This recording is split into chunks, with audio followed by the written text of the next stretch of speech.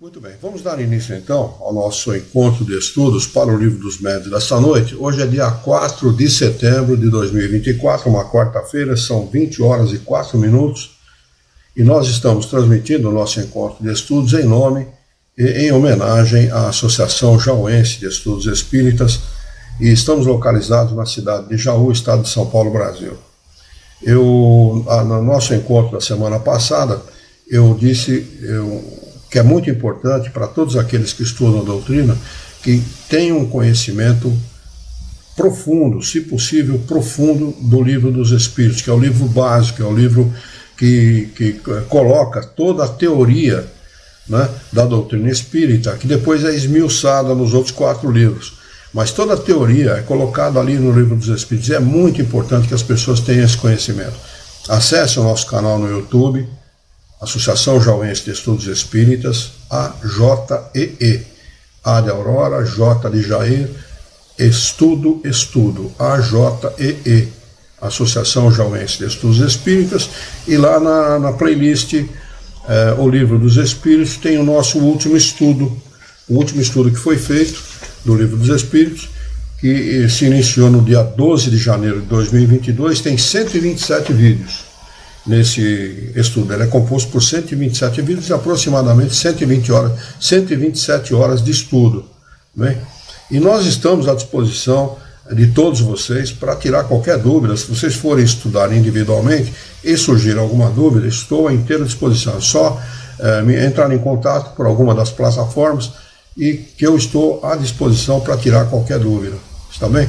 Mas façam isso, não deixem de estudar o Livro dos Espíritos, e estudem, se atenham somente ao Livro dos Médiuns, porque vai ficar coisa no ar e não é bom para a ciência dos espíritos que vocês tenham dúvidas, tá? Então qualquer coisa que haja dúvida, mesmo durante o estudo do Livro dos Médiuns, por favor, não temam em parar, em pedir uma parte e dirimirem qualquer dúvida que ocorra, tá bem? Esse livro que nós estamos estudando, ele é editado pela editora LAC, o tradutor é o professor José Herculano Pires, ele tem 354 páginas, e o Livro dos Médiuns, ele é composto por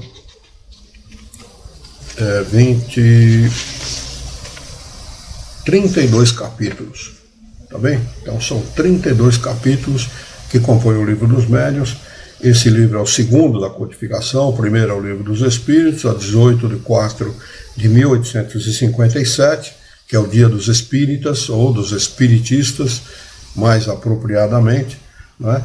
O que é o Espiritismo, lançado em 1859, uma tentativa de Kardec de explicar, esmiuçar, né? Explicando e dando facilidade, promovendo facilidade para o entendimento do Livro dos Espíritos. Depois, em seguida, o Livro dos Médiuns, janeiro de 61. Em seguida, do Livro dos Médiuns, o 4º livro, que é o Evangelho segundo o Espiritismo, 1863, na sua primeira edição. E 5º livro, O Céu e o Inferno, ou a Justiça Divina, segundo o Espiritismo, agosto de 65. Em seguida, a Gênese, os Milagres e as Predições, segundo o Espiritismo, janeiro de 68. E Kardec desencarna em 1869, março de 69. Então, ele completou a sua missão aqui na Terra e logo depois desencarnou. Tá bem? Nós, no nosso encontro da semana passada, estudamos a explicação do professor José Herculano Pires, assinada por ele, muito boa, né? E hoje nós vamos estudar a introdução escrita por Kardec. É uma introdução não muito longa, mas muito importante para a compreensão desta obra. Está bem? Deixa eu ver se a Lu escreveu alguma coisa. A Lu não escreveu nada, vai ver que ela não ouviu o que eu pedi para ela. Filha, vê como é que está aí o som e a imagem, por favor. E reporte para mim, por favor, como é que está por aí também. A Dulce também, Dulce, se você puder me dizer como está aí no YouTube a nossa imagem, o nosso som, eu agradeço. Muito bem. Introdução. Diariamente, a experiência confirma a nossa opinião de que as dificuldades e desilusões encontradas na prática espírita decorrem da ignorância dos princípios doutrinários. Esses princípios estão todos colocados em O Livro dos Espíritos. Daí a veemência da nossa parte, a reiteração da nossa parte em pedir que vocês conheçam esses princípios. É fundamental. A ignorância desses princípios, da ignorância deles, decorre toda a desilusão que a pessoa pode ter com a doutrina espírita.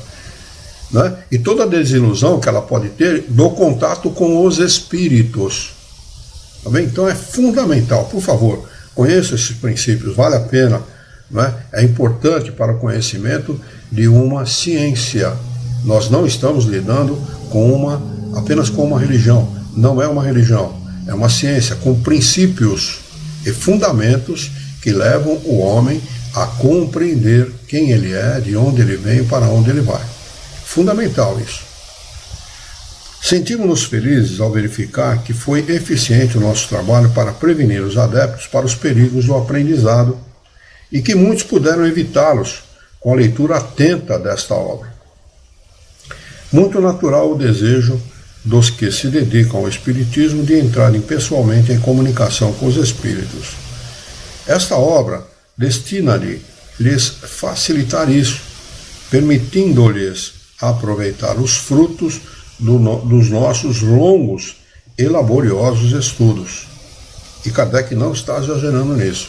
Realmente foi muito longo e muito laborioso o estudo de Kardec. Ele fez em 14 anos aproximadamente o que levaria para qualquer mortal, levaria 30 anos, aí talvez não completasse a obra. Tá bem? Então realmente é muito longo e laborioso o trabalho de Kardec. Entrava noite adentro, madrugada adentro, analisando, avaliando todas as correspondências que ele recebia. Naquela época nós não tínhamos as facilidades de comunicação que temos hoje, era tudo por carta. Né? E muitas vezes essas cartas atravessavam o Oceano Atlântico, os outros oceanos também, para chegar às mãos de Kardec. Kardec recebia sem números de mensagens e cartas, não só pela obra O Livro dos Espíritos, mas também pela Revista Espírita. A Revista Espírita era vendida no mundo inteiro. Todo mundo inteiro recebia a Revista Espírita. Né? Então havia muita gente que se comunicava com Kardec para revelar a ele as suas experiências com os espíritos. Não era só Kardec que tinha essa experiência. O mundo inteiro, grupos espíritas no mundo inteiro, né, tinham essas experiências e entravam em contato com o mestre para saber a opinião dele, se eles estavam corretos, o que eles deveriam fazer, qual eram as recomendações de Kardec a esse respeito. Então, imagine o trabalho deste homem, né, em classificar, separar e dar o devido destino a essas mensagens que ele recebia. Tudo isso compôs a doutrina espírita, viu, diga-se de passagem. Também? Pois bem, errado andaria quem julgasse que, para tornar-se perito no assunto, bastaria aprender e pôr os dedos numa mesa para fazê-la girar ou pegar um lápis para escrever. A doutrina espírita não se atém a isso, não se atém apenas a isso. Né? Igualmente se enganaria quem pensasse encontrar nesta obra uma receita universal infalível para os médiuns. Não há. Cada médium, cada corpo, cada ser, cada espírito é uma individualidade. E como individualidade ela toma contato com os espíritos. Cada um reage, age, sente de uma maneira diferente. É assim que é o nosso contato com os espíritos. Não há dois seres no universo que tenham contatos e reajam e sintam esse contato da mesma maneira. Por isso que é importante o estudo e nós lapidarmos as nossas mediunidades para termos o contato ideal com os espíritos e nos aproveitarmos desse contato. Tá bem? Os espíritos não falam conosco claramente, objetivamente. Faça tal coisa, não. Eles nos dão inspirações. Cabe a nós, pelo trabalho laborioso, constante, paciencioso, elaborar a nossa vida, dar destino à nossa vida e destino a essas inspirações que vem dos espíritos. E além das inspirações, nós temos os nossos próprios pensamentos, que é a nossa intuição. A nossa intuição é muito importante. Jamais deixe de dar atenção às suas intuições. Ela é muito importante. Não é só o que vem dos espíritos. Nós também somos um espírito. E temos a nossa bagagem. Trazemos para o mundo a nossa bagagem.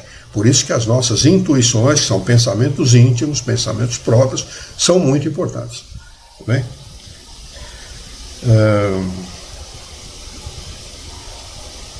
Embora cada qual já traga em si mesmo os germes das qualidades necessárias, essas qualidades se apresentam em graus diversos e o seu desenvolvimento depende de causas estranhas à vontade humana. Não fazemos poetas, nem pintores ou músicos com as regras dessas artes, que servem apenas para orientar os dons de quem possui os respectivos talentos. Quer dizer, se vale para as artes, vale para a mediunidade também. Não tem diferença nenhuma. Tá bem? A mediunidade é uma faculdade que nós pedimos ao Criador antes de encarnar e nos é dada como instrumento de progresso. E como qualquer instrumento de progresso é particular. Cada um reage, age e pensa e sente de forma diferente em relação a todas as coisas, a tudo que existe e que nos chega na nossa vida, a tudo, mesmo formação acadêmica, qualquer coisa, tá bem? E com a mediunidade não é diferente. Pois não, Alexandre? Hoje uma dúvida, essa questão da mediunidade, como você acabou de falar que nós pedimos, né, antes de encarnar, ela pode se demonstrar a partir de um determinado momento da nossa encarnação, ou quando nós pedimos isso, nós já, desde jovens, desde pequenos, já temos essa manifestação mediúnica. Ou isso se dá a partir de um determinado momento na vida? Não, a mediunidade não tem hora nem tempo para chegar na nossa vida. Ela pode aparecer nas crianças mais tenra idade, né, e no velho. No momento apropriado. A mediunidade aparece para nós no momento apropriado. Ela é um instrumento de progresso. Como tudo na vida é um instrumento de progresso. Nossa formação acadêmica, por exemplo, quando nós as temos, eu não tenho, porque no meu tempo a gente tinha que trabalhar para ajudar os pais, né? Mas aqueles que têm sabem que isto é uma ferramenta de progresso. E se bem utilizada, é muito proveitosa para o espírito. Mediunidade não é diferente, né? E ela chega para cada um no momento apropriado. Não é um dom. Deus não dá mediunidade para ninguém. Ninguém é melhor por ser médium, ou ninguém é pior por ser médium. Tá bem? Todos nós temos mediunidade. Mediunidade, de forma generalizada, é ligada ao fato de que todos recebem influência dos espíritos, boas e más influências, tá bem? E existe o médium ostensivo. Kardec dá esse nome ao médium que tem especificidade mediúnica, através da visão, através da audição, através da fala, o médium falante, né, conhecido aqui hoje no movimento espírita brasileiro como mediunidade de psicofonia. Kardec nunca chamou mediunidade falante de psicofonia. Mediunidade falante, o médium que fala, o médium que transmite as mensagens dos espíritos através da fala. Então, isso são especificidades mediúnicas. Também quem tem essa especificidade é médium ostensivo. Quem não as tem, nem por isso deixa de ser médium, porque recebe a influência dos espíritos. Mas a mediunidade, ela surge, ela poderá surgir em qualquer época da nossa vida. Tá bem? E a pessoa não está obrigada a exercer a mediunidade por conta disso. Ela poderá ou não exercer a mediunidade sem que isso impeça o seu progresso espiritual. É bom para ela? Sem dúvida que é. Sem dúvida que é um instrumento a mais. Né? Se nós tivermos instrumentos de progresso e utilizarmos bem esse instrumento, certamente o nosso progresso é mais rápido. Tá? Vamos lá.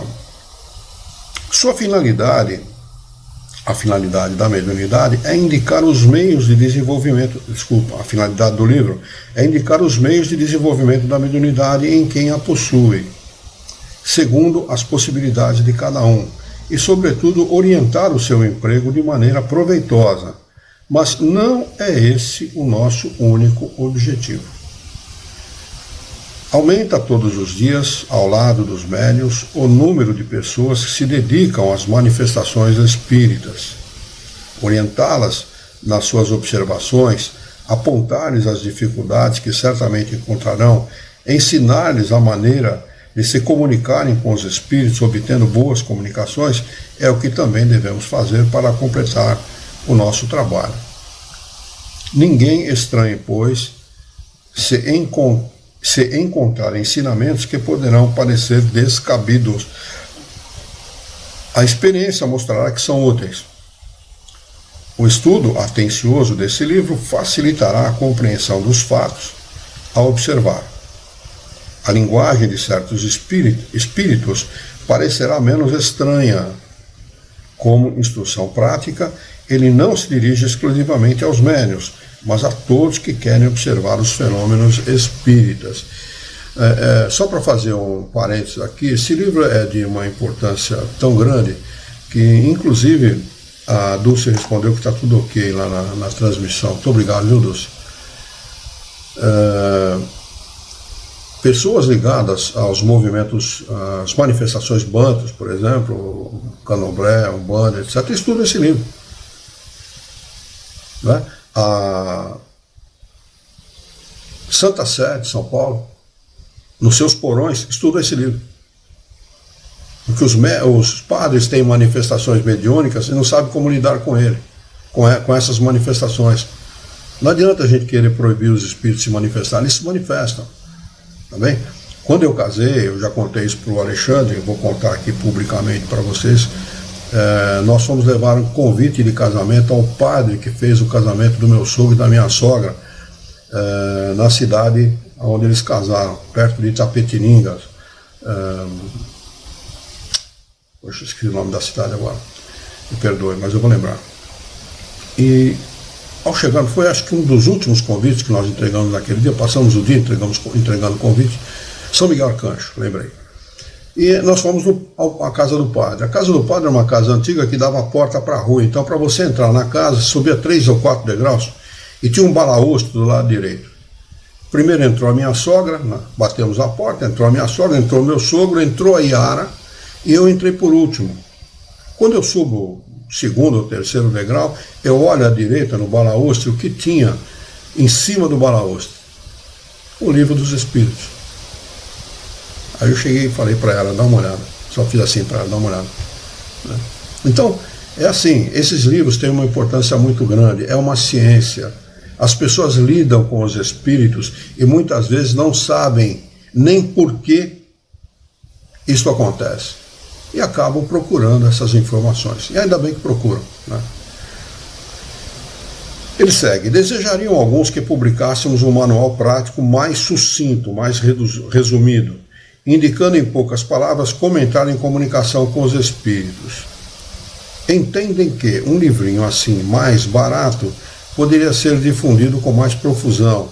Seria poderoso meio de propaganda, multiplicando o número de médiuns.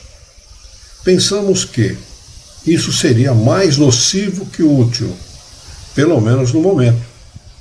A prática espírita é difícil, apresentando escolhos, impedimentos, que somente um estudo sério e completo pode prevenir. É um problema muito grande para o médium a lida com os espíritos, porque no começo ele lida com maus espíritos. Os espíritos que lhe acompanham são maus espíritos. Ele precisa aprender a discernir. Não é que, tendo esse conhecimento, ele não vai ter ao seu lado os maus espíritos em um momento ou outro da vida. Não.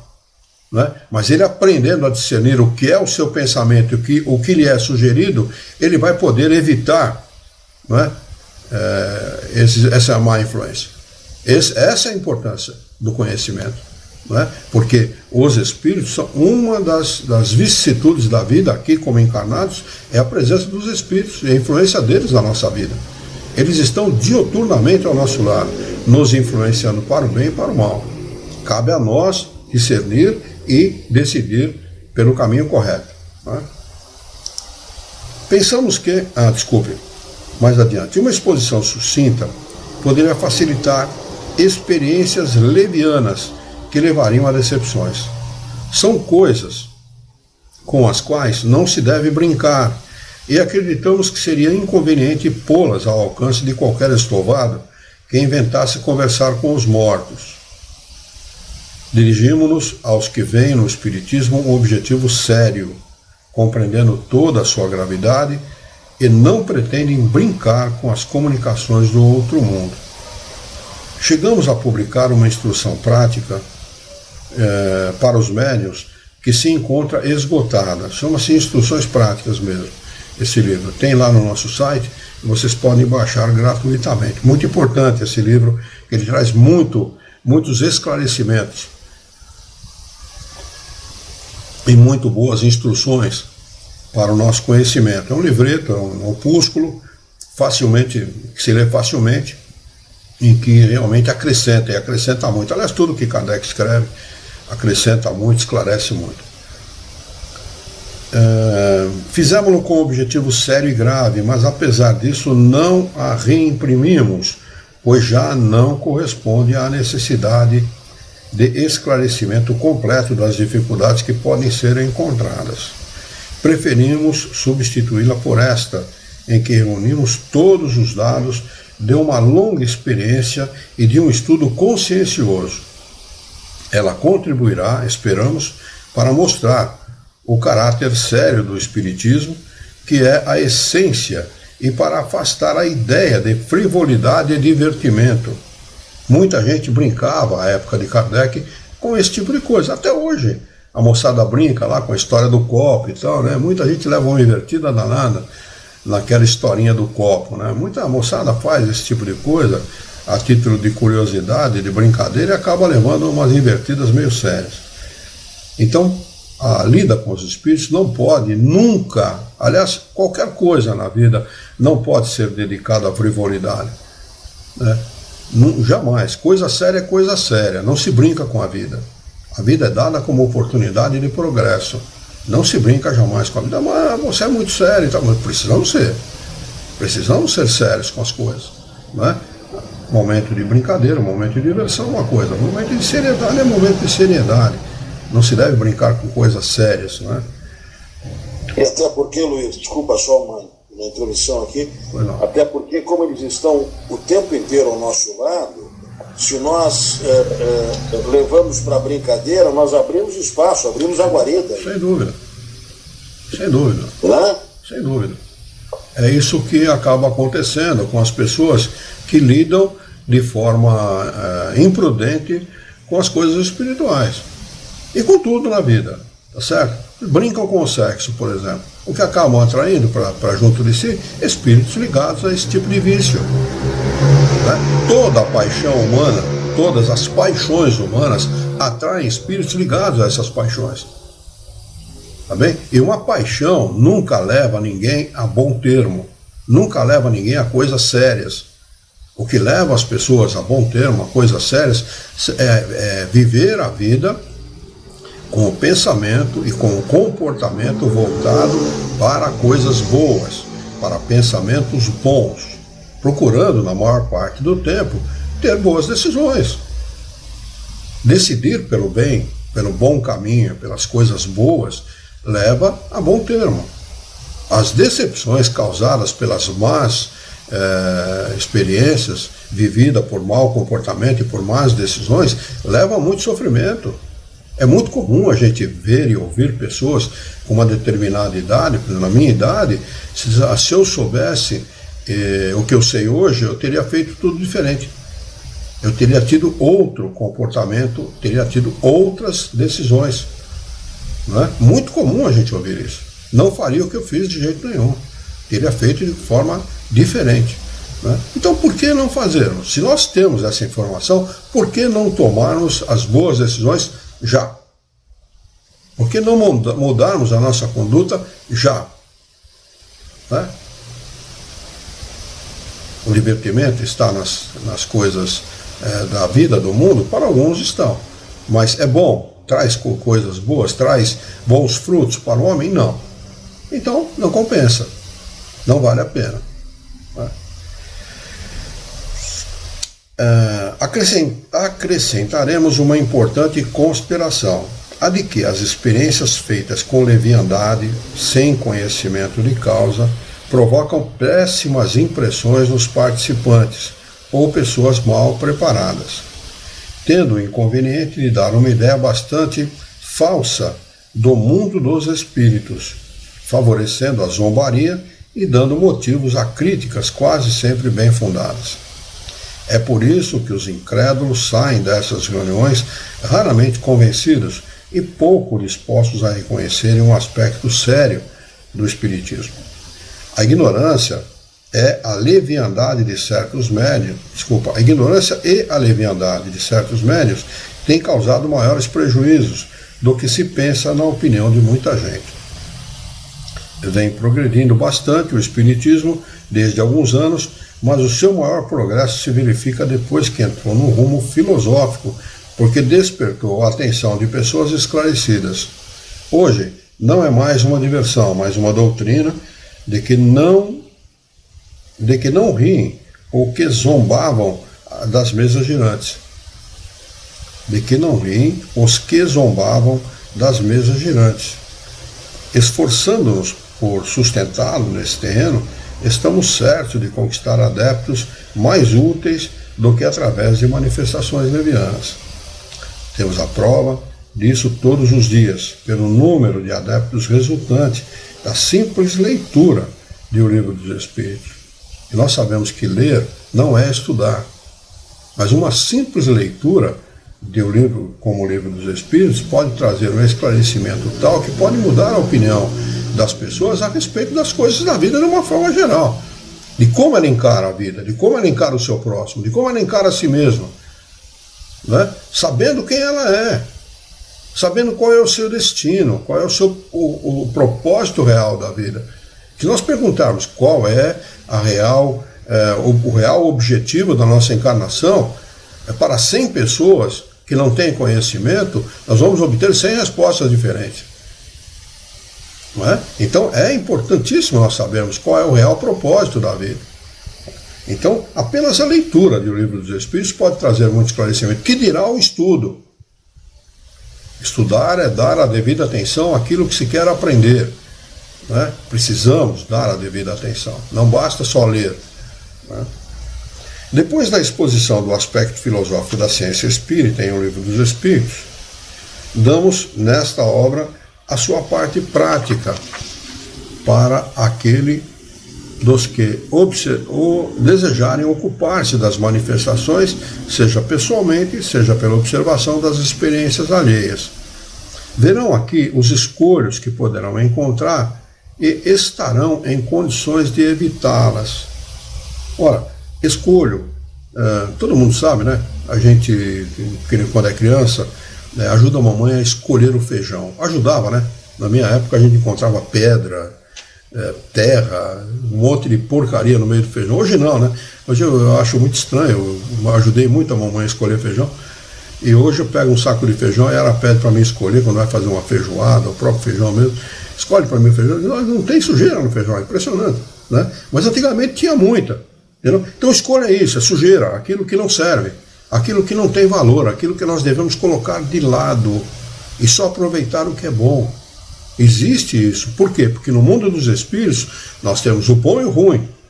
Quando o espírito desencarna, ele não assume o conhecimento de todas as coisas. Pelo contrário, ele continua sendo exatamente aquilo que ele era quando encarnado.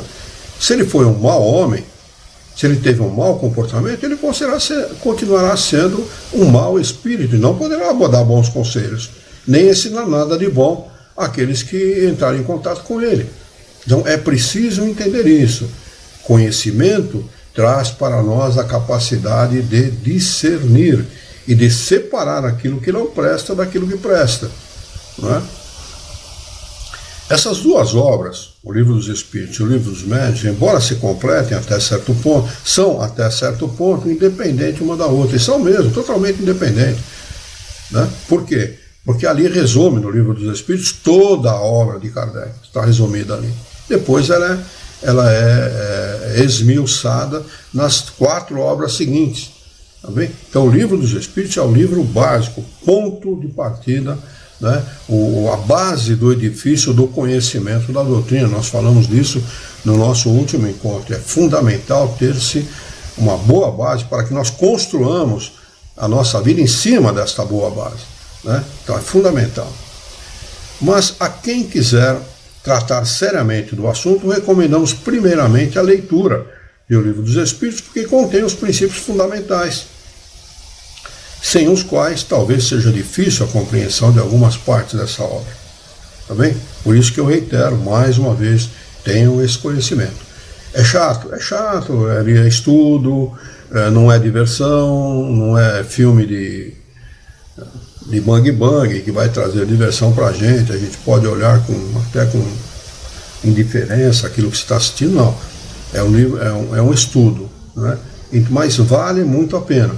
Também vale muito a pena. Façam isso, dediquem 1 hora por semana, 2 horas por semana, não vai fazer diferença naquilo que nós fazemos ao longo do nosso dia. Né? Façam isso, por favor.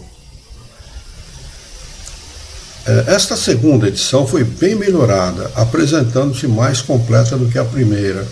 Foi corrigida com especial cuidado pelos espíritos, que lhes acrescentaram um grande número de observações e instrução no mais alto interesse. Como eles reviram tudo, aprovando ou modificando à vontade, podemos dizer que ela é, em grande parte, obra deles.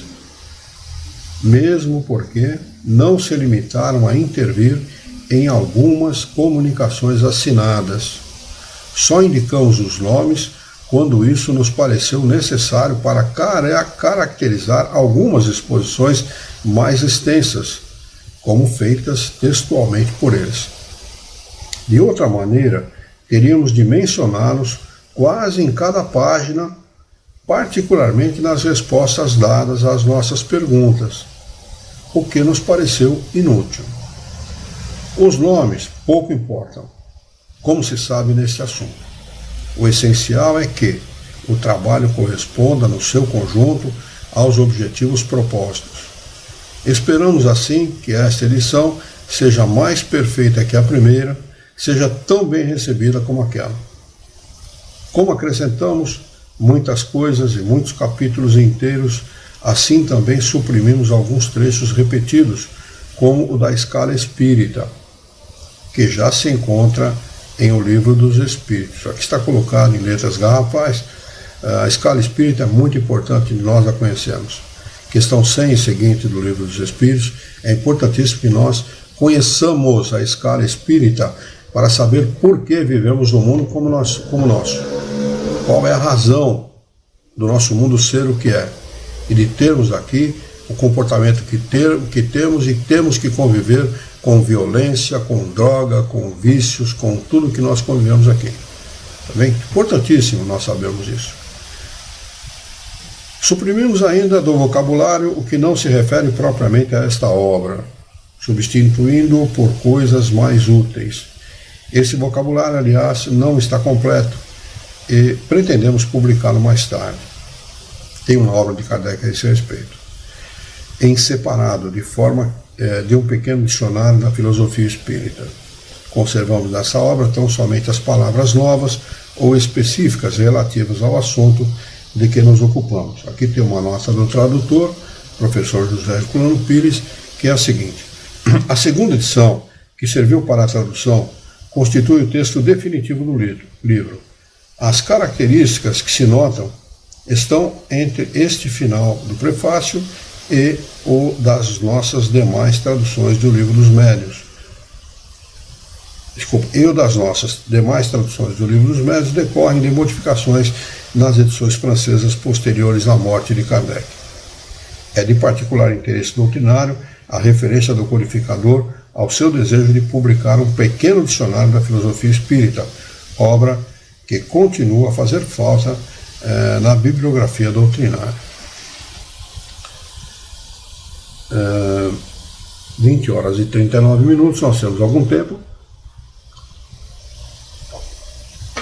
Se não houver nenhuma dificuldade no entendimento daquilo que nós estudamos até agora, não tiver nenhuma pergunta, nós vamos passar à primeira parte, noções preliminares, capítulo 1.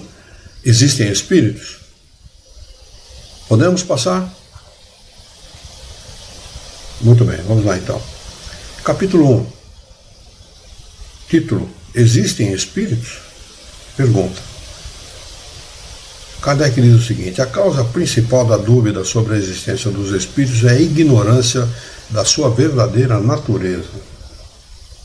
Imaginam-se os espíritos como seres à parte na criação, sem nenhuma prova da sua necessidade.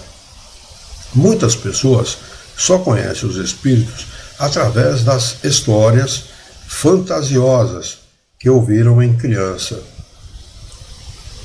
mais ou menos como as que conhecem história pelos romances. Não procuram saber se essas histórias desprovidas do pitoresco podem revelar um fundo verdadeiro ao lado do absurdo que as choca.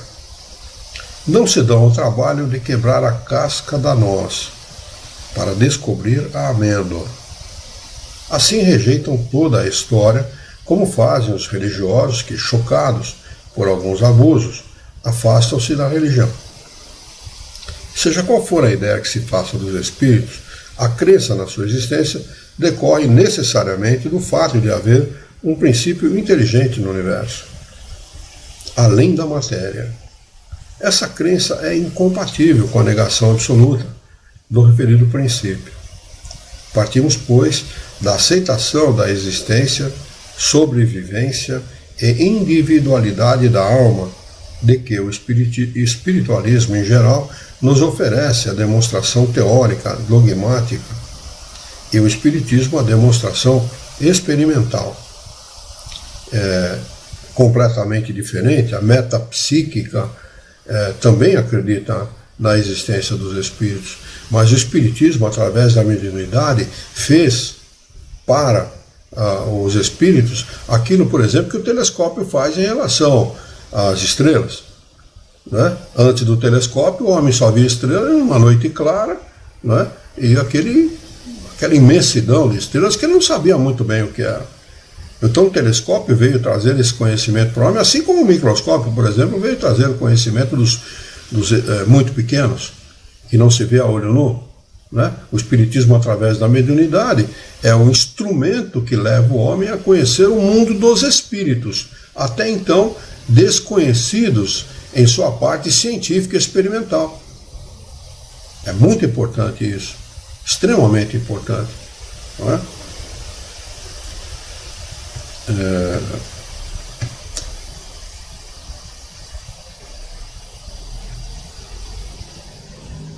Essa crença é incompatível com a negação absoluta do referido princípio. Partimos, pois, da aceitação da existência, sobrevivência e individualidade da alma, de que o espiritualismo em geral nos oferece a demonstração teórica dogmática e o espiritismo a demonstração experimental. Mas façamos por um instante a abstração das manifestações propriamente ditas e raciocinemos por indução. Vejamos a que consequências chegaremos.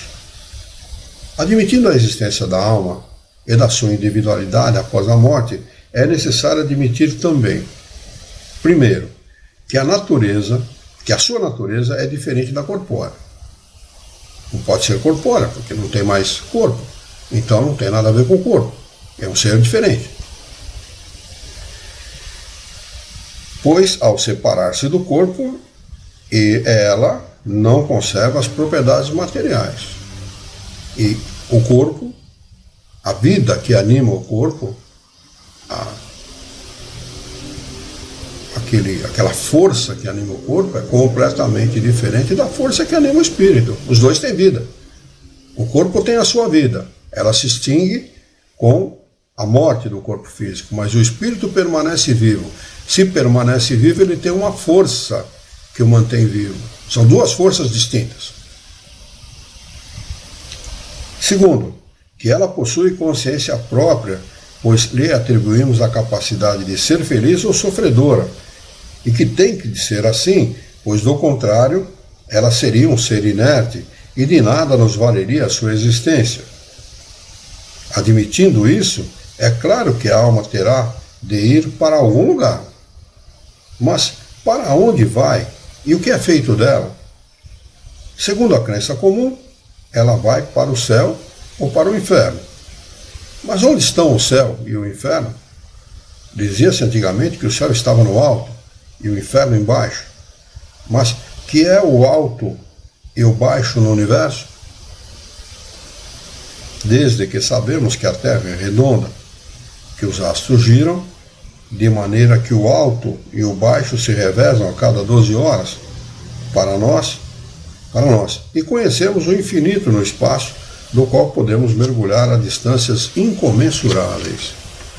Ele, até agora, a partir do momento em que ele disse, façamos a abstração da doutrina espírita, ele está falando da crença em geral, catolicismo e todas as outras crenças que admitem a sobrevivência da alma. Só não admite a sobrevivência da alma os materialistas e os ateus. De resto, todos eles admitem essa existência e admitem que aquilo que resta depois da morte do corpo físico toma algum destino. Vai para algum lugar. É feliz ou infeliz de alguma maneira. Ele segue. É verdade que podemos entender por lugares baixos as profundezas da Terra. Mas que são hoje essas profundezas, depois das escavações geológicas, que são também essas esferas concêntricas chamadas céu de fogo, céu de estrelas, depois que aprendemos não ser o nosso planeta o centro do universo e que o nosso próprio Sol nada mais é do que um entre milhões de sóis que brilham no infinito, sendo cada qual o centro de um turbilhão planetário. Imaginem vocês, o nosso Sol é de quinta grandeza. Quer dizer, nós temos 4 outros sóis muito maiores que o nosso próprio Sol. Quer dizer, aquilo que nós consideramos o máximo do máximo é apenas o 5º lugar em grandeza em relação aos outros. Né? Que foi feito da antiga importância da Terra, agora perdida nessa imensidade? E por que estranho motivo está este imperceptível grão de areia, que não se distingue pelo seu tamanho, nem pela sua posição, nem por qualquer papel particular no cosmos, seria o único povoado de seres racionais? E olha, aqui na nossa Terra ainda existe gente que não acredita em existência de vida em outros planetas. Teve um cara muito conhecido aqui em Jaú, inteligentíssimo, que falou: vocês acreditam na vida, que existe vida em outros planetas? Lá no Centro Espírita. Imaginem vocês, tem gente tão obtusa que não acredita que exista vida em outros planetas. Mas, olha aí o raciocínio de Kardec nos leva, pela força da racionalidade, a não duvidarmos da existência disso. A razão se recusa a admitir a inutilidade do infinito, e tudo nos diz que esses mundos também são habitados. E assim é que eles também fornecem os seus contingentes para o mundo das almas. Então voltamos à pergunta em que se tornam as almas depois da morte do corpo e para onde vão? A astronomia e a geologia destruíram as suas antigas moradas e a teoria racional da pluralidade dos mundos habitados multiplicou-as ao infinito. Não havendo concordância entre a doutrina da localização das almas e os dados das ciências, temos de aceitar uma doutrina mais lógica que não lhes marca este ou aquele lugar circunscrito, mas dá-lhes o espaço infinito. É todo um mundo invisível que nos envolve e no meio do qual vivemos, rodeado por elas. Mais uma vez, Kardec, nas suas reflexões, aprendendo com os espíritos, acrescenta que não há mundo localizado e circunscritos. Apesar do nosso querido e louvável movimento espírita brasileiro dizer que existem sim, não é? Não existe. Os espíritos estão em todos os lugares. Eles se ligam aos lugares pelo pensamento, pela sua maneira de sentir e pensar. Não estão localizados a nada, a não ser que sejam atrasados do ponto de vista espiritual. Aí ficam como nós, ao resto do chão, vivendo aqui no nosso mundo, enquanto não se desligarem disso. A partir do momento que se desligam, tem um universo por morada, e vão aonde a sua natureza e o seu desenvolvimento o permitirem. Assim que podem ir a outros planetas, a outros lugares do universo, etc. Estamos sempre em aprendizado.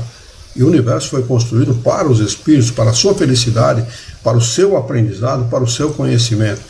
Não está destinado a seres especiais. Não, está destinado a todos nós. A todos, indistintamente.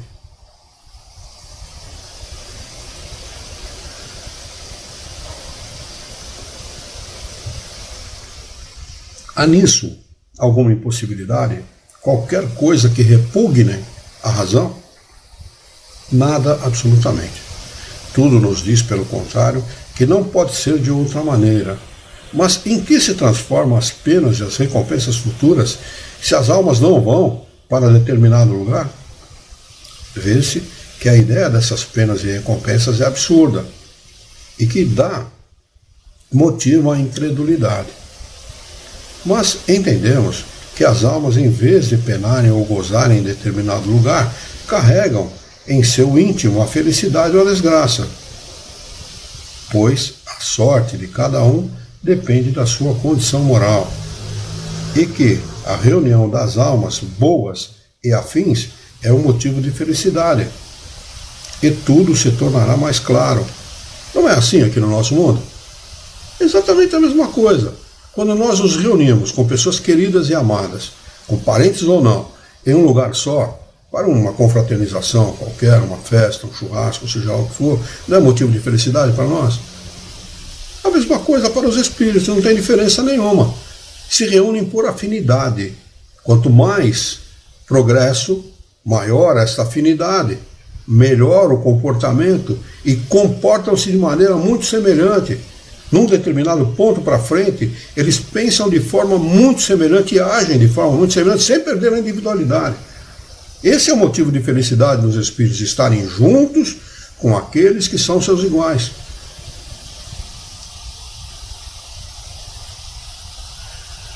É um motivo de felicidade e tudo se tornará mais claro. Compreendamos que, segundo o seu grau de pureza, elas percebem e têm visões inacessíveis às mais grosseiras, que somente pelos esforços que fazem para se melhorarem e depois das provas necessárias podem atingir os graus mais elevados. Eu vou ler novamente porque é importante. Atentem para essa afirmação de Kardec, que ele aprendeu com os espíritos, que somente pelos esforços que fazem para se melhorarem e depois das provas necessárias podem atingir os graus mais elevados. A ninguém é dado nada de graça. A ninguém. Tudo gira em torno dos nossos esforços, do nosso empenho em se melhorar. Que somente pelos esforços que fazem para se melhorarem e depois das provas necessárias podem atingir os graus mais elevados. Que os anjos são as almas humanas que chegaram ao grau supremo e que todos podem chegar até lá através da boa vontade.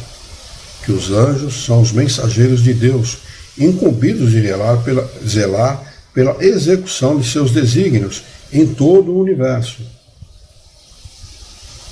sendo felizes com essa missão gloriosa. E a felicidade de após a morte será uma condição útil e aceitável, mais atraente que a inutilidade perpétua da contemplação eterna.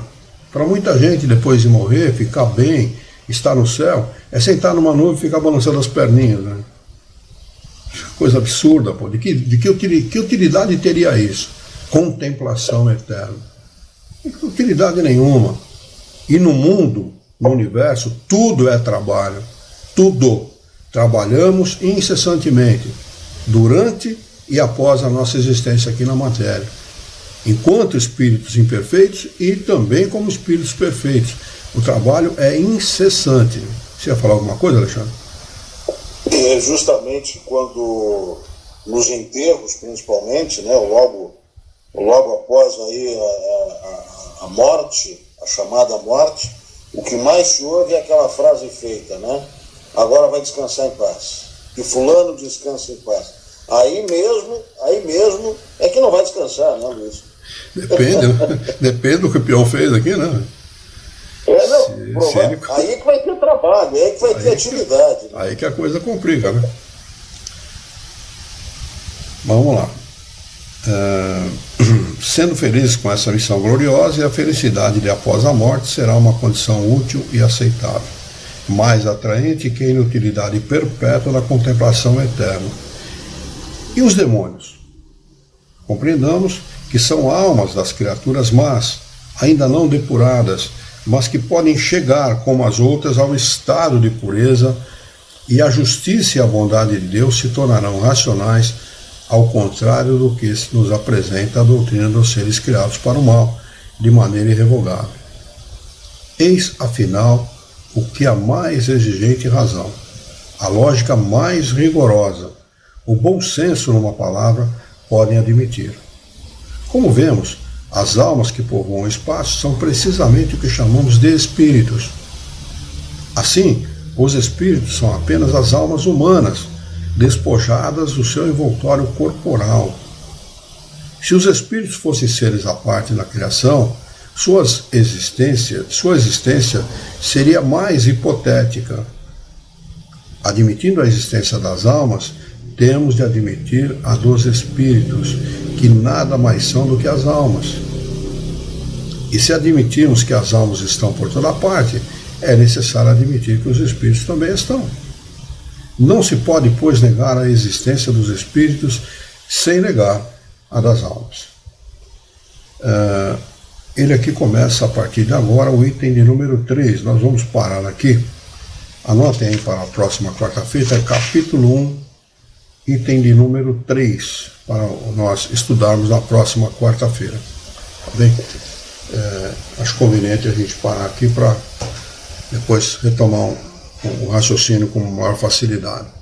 Deixa eu ver aqui no Instagram. A Dulce não comentou nada, a Marlene disse que está tudo bem. Tá legal. Alguma dúvida, alguma pergunta, alguma colocação por parte de vocês? Eu não sei o que os amigos colocariam aí, mas para mim está bastante claro, né? Tudo que foi lido até aqui nessa introdução, nessas considerações de Kardec é razoável, é lógico, é claro, quer dizer, não tem dúvida nenhuma, né?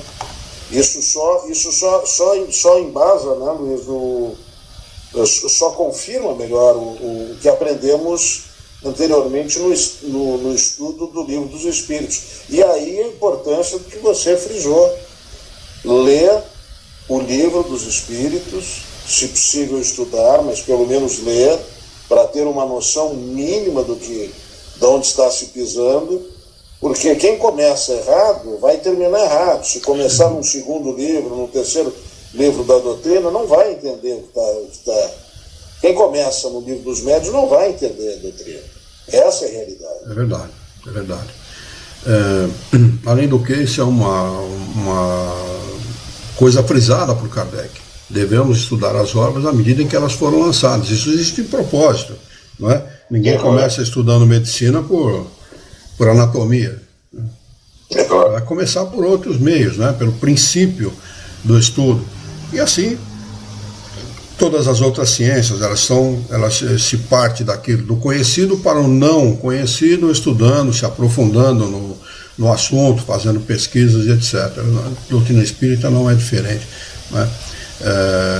Mas, além de tudo, a sobrevivência da alma é uma coisa importante de se entender, porque muita gente é ateu, muita gente descrê das religiões exatamente pelo fato de não aceitarem um Deus que pune o homem sem propósito. Pelo fato de ele ter vivido aí uma vida de 20, 30, 40, 50 anos, 70 anos, sei lá, e ter cometido alguns equívocos, está a ser condenado pela eternidade. Não é? Seria uma maldade sem propósito. Seria sadismo, não é? Um Deus dessa maneira. Ao contrário disso, o que a doutrina espírita entende e chegou à conclusão é exatamente o oposto disso. Tudo existe um propósito. Estamos aqui encarnados e todo sofrimento pelo qual nós passamos, nós vivenciamos nessa existência, é proporcional aos equívocos cometidos em outras existências. E sofrimento pedido pelos espíritos.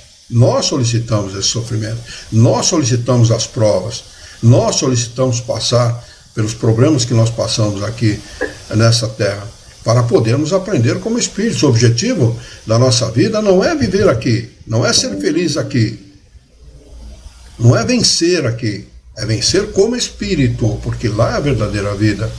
É lá que nós estaremos pela nossa imortalidade, para sempre. Né? E precisamos estar lá bem.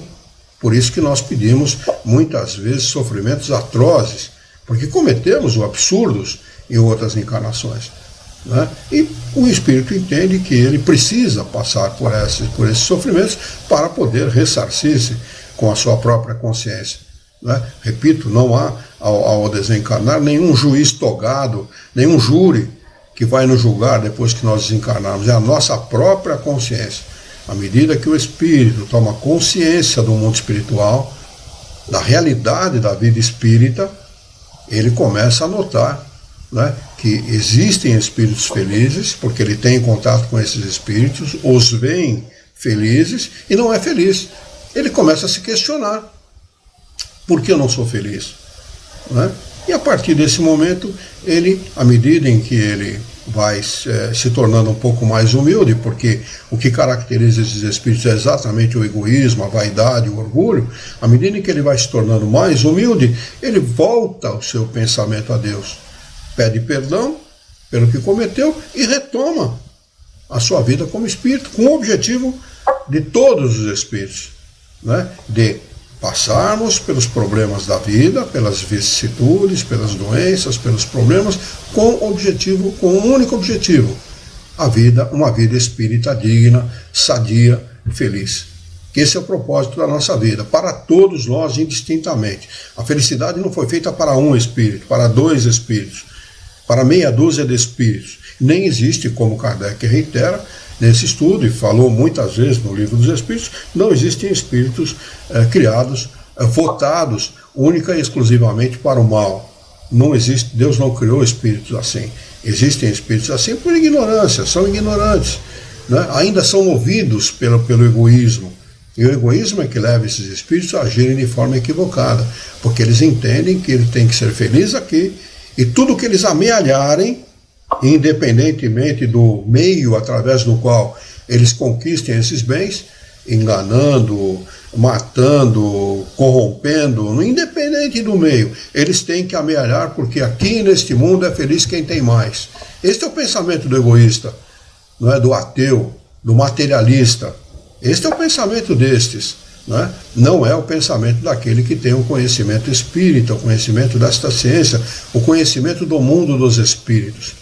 Isto faz uma diferença muito grande, porque nós perdemos muito da importância que damos às coisas materiais. Muito dessa importância é perdida, deixada de lado, porque nós sabemos que tem uma importância relativa. Tem importância? Sim, mas relativa, não absoluta, como é para os espíritos egoístas, para os materialistas, né? E damos um outro rumo na nossa existência. E passamos a nos tornar menos egoístas, menos presunçosos, menos orgulhosos, menos vaidosos, damos mais importância ao tratamento que damos aos nossos irmãos, tratando todos indistintamente, independente de posição social ou financeira, tratando a todos com respeito, com amor, com carinho, não é? Tendo devoção a Deus, não é? Carinho por Ele, entendendo este Criador como Pai amoroso, bondoso e digno do nosso amor, do nosso apreço. É isso que a doutrina espírita faz conosco, não é? Mais alguma consideração que vocês possam fazer ou queiram fazer? Não? Deixa eu ver se tem alguma coisa aqui no Instagram. A Luz está lá, mas ainda não respondeu a minha solicitação. Dulce disse, texto claríssimo, é claro mesmo, como tudo que está em Kardec. O Diniz entrou meio tarde, entrou 1 minuto atrás, mas está conosco. A não ser que ele esteja há mais tempo e o Facebook, como sempre, fez a gentileza de não colocar. Aqui ele não apareceu para mim, apareceu somente agora. Obrigado pela sua presença, Diniz. Nós vamos então fazer a nossa prece de encerramento, está bem? Vamos lá. Muito bem. Eu convido a todos a nos unirmos pelo pensamento, esquecendo os nossos encontros e desencontros desse dia, para mentalizarmos a figura excelsa e amiga daquele que é para todos nós mestre e guia, Jesus de Nazaré.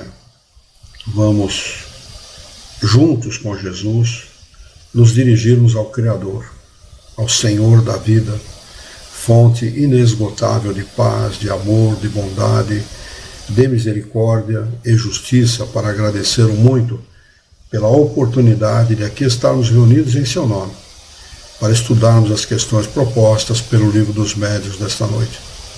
Queira o vosso amor, a vossa bondade, a vossa misericórdia, que tenhamos bom ânimo, coragem, determinação, ideias renovadas, alegria de viver e muito entusiasmo, para que nós possamos trabalhar, sermos úteis à sociedade em que vivemos e desta forma dignificar a nossa existência aqui na Terra. Dar-nos ainda a força necessária, a coragem, a determinação de resistirmos aos nossos impulsos e fazermos com que possamos viver e existir aqui respeitando sempre o nosso próximo. Em teu nome, Senhor, em nome de Jesus, em nome dos bons espíritos, em nome do nosso diretor espiritual e sua equipe, nós declaramos encerrado o nosso encontro de estudos dessa noite, e que assim seja.